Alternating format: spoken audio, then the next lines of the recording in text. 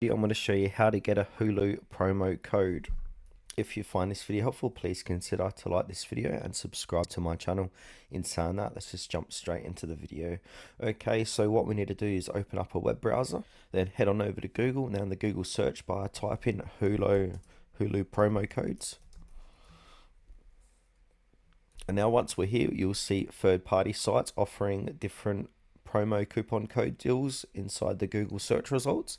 So we've got coupon.today, couponfollow.com, Groupon, Wired, Real Tell Me Not, coupons.com. So you've got a few third-party sites you can check out.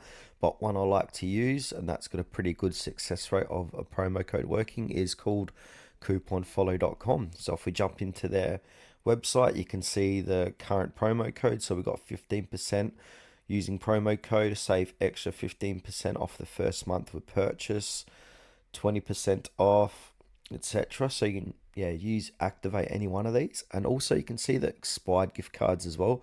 So previously featured offers and deals, because these promo codes do change daily, weekly, monthly, so you'll be able to get a good idea what they might offer in the future as well.